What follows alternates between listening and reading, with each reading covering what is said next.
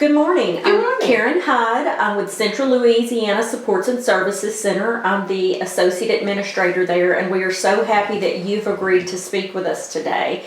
And I'll just let the audience know that you are Dr. Kai Wicker-Brown, and we're going to be going over some reasons today for a vaccination for COVID-19. Sure, I'm happy to speak about it and share why I came to the conclusions I did and any information that I have. Great. We appreciate that so much. Could you tell us a little bit about your medical background and why you chose to become a medical doctor? Okay.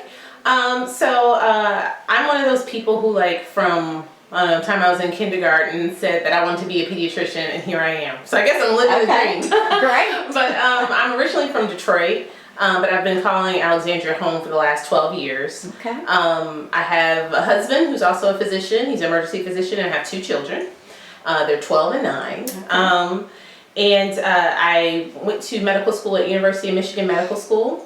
And after that, did my training in pediatrics at Children's Hospital of Michigan, and then have been working as a pediatrician in the community here for the last 12 years. Okay, that's great. And we are so thankful to have you in Rapides Parish, specifically in Alexandria. Definitely. Okay, what made you decide to receive the COVID-19 vaccine yourself? So it wasn't an automatic decision for me. As a pediatrician, vaccinations is a large part of what we do in terms of preventative care. Absolutely. So I'm very comfortable with vaccines. I'm comfortable in reading about vaccines, side effect profiles, and things of that nature. So when the vaccine was being developed and they were talking about 50% efficacy, potentially was like maybe the best we could hope for, or things like that, it all came down to a risk-benefit kind of analysis, which I think is what you have to do whenever you're making any type of big decisions or medical decisions or things like that. So, I think, if the vaccine had only been 50% effective, that would have been a different risk-benefit profile than knowing that, I think we underestimate what a miracle it is that we have vaccines that are as effective as they are. Yes. Because that wasn't a foregone conclusion by any means.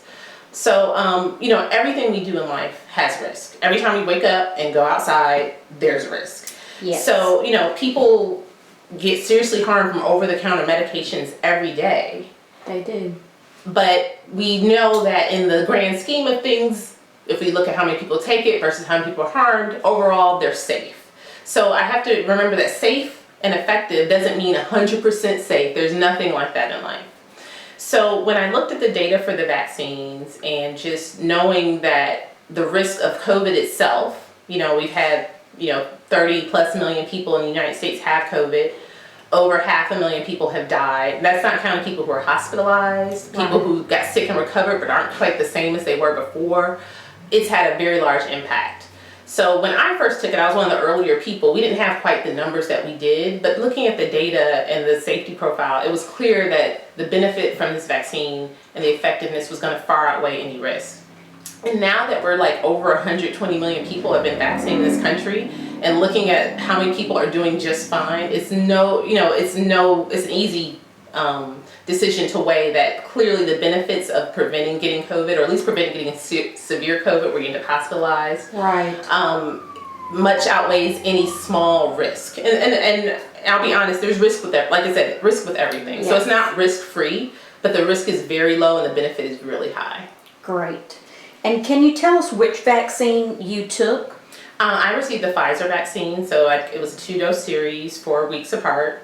I had like mild side effects after the first one, just headache and some fatigue. Okay. Same after the second one. Like I told people, if I could have, I had something to do the following day, but if I could have like just pulled over to the side of the road and laid down, I would have. I didn't have time. So I went about my day, but so I finished my series in January, and everything so far has gone well. Okay, great. Glad to hear that. Okay, as a medical doctor, would you encourage your family and community to be vaccinated? Yes, partially for what I already mentioned in terms of the risk-benefit. The benefit just greatly outweighs any small risk of anything untoward or unforeseen happening. Also, I have to say that all my family is. My husband's vaccinated, my parents are, my in-laws, my sisters, and all my nephews who are age appropriate have been vaccinated. So I've encouraged it, and they've actually followed through and done it.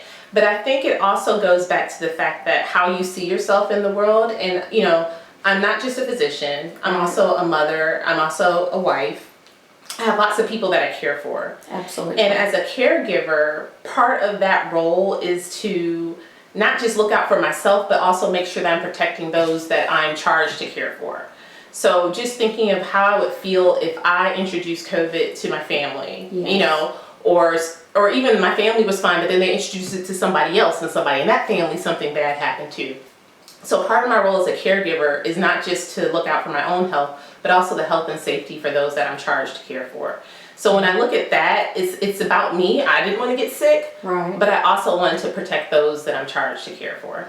You're right. It's a very responsible decision to make, not just for yourself, but for others. Exactly. Thank you for sharing that. And I know we've touched already on how safe the vaccine is. Is there anything else that you could mention that you would encourage because of what you know about the safety? I think that, you know, people are concerned about long-term side effects, and that's true.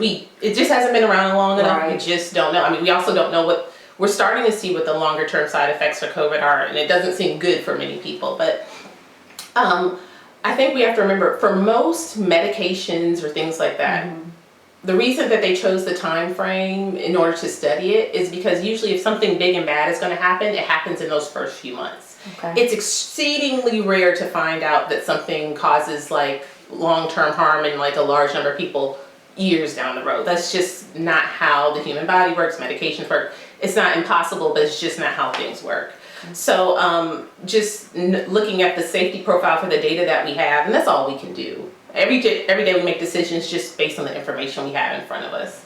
So looking at that, you know, it's just overwhelmingly safe. It's as safe as anything else that we use, and probably safer than a lot of things. I mean, driving the car is pretty risky, but we do it every day. Yes, we do. Good point. Okay, thank you for that. In conclusion, have you heard of any myths from the community or your patients that you would like to clarify? I think the biggest thing I've heard about people are just, you know, nervous because it's new. And I think that's a totally understandable sentiment. I get that. Some of the other ones that are a little bit more out there that I haven't heard personally, but just like, you know, on the internet or rumors like that. I know that some people, based on their religious beliefs, are concerned about use of fetal cells. Yes. At least in the mRNA ones, both the Pfizer and the Moderna, there's no use of any fetal tissue. Great.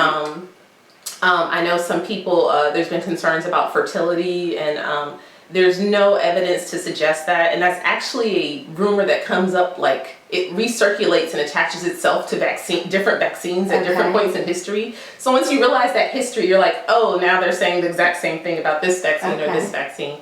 The latest one seems pretty wild, that like people who have the vaccine can shed it. Vaccine shedding, if you receive a live virus, you can shed like the virus, you know, because as the vaccine. But these vaccines are not live virus vaccines, so that's not a thing that's going to happen with them. And vaccines aren't contagious. Like if they were, we wouldn't have to try to vaccinate so many people. We just vaccinate them, just let them go around. So you know, those are kind of like the most concerning ones. You know, I've talked to OBs, I've talked to maternal fetal medicine. Even in the trials itself, people who were in the trials, at least for Pfizer, who hadn't received the actual vaccine, they got pregnant during the trial. Yes. So, you know, it does not seem to, there's no evidence to that. It does not seem to affect fertility or things of that nature. So, you know, like I said, it's not that, you know, I'm telling anybody that this is 100% risk-free, but the risks are, for the most part, known, very minuscule in comparison to the benefits. Okay, thank you. You're welcome. And lastly, do you have any specific resources that you find helpful for anyone seeking more information about the COVID vaccine? The CDC has pretty good resources. If you have like a teen or a later, they'll probably offer to adolescents soon. There's AAP has a website called healthychildren.org. Okay. It has like just some information about resources, and Children's Hospital of Philadelphia has a really good comprehensive database and information about vaccines. Okay. So particularly like, I know sometimes people, if it's coming from the government entity, but the Children's Hospital of Philadelphia, their vaccine website isn't associated with like the CDC or anything, as well as the healthychildren.org is not as well. So those are really good ones. Okay. There's some other kind of like YouTube type videos. What's his name? Z-Dog MD. He does some good videos that kind of break things down. There's a physician called Paul Offit who does a really good information about vaccines. And you know, they'll kind of tell you the good, the bad, the ugly. These aren't people who are just like, it's all good all the time and everything's perfect. You know, but give a realistic look and how to balance and weigh when you make that decision. Okay. Well, thank you so much. It's been a pleasure to speak to you today. Again, I'm with Dr. Kai Wicker-Brown, and we appreciate so much your information that we can provide to our staff so that we can further provide them with the choice and the education to be vaccinated if they choose to do so. I'm happy to be here. Thank you. Thank you. We appreciate it.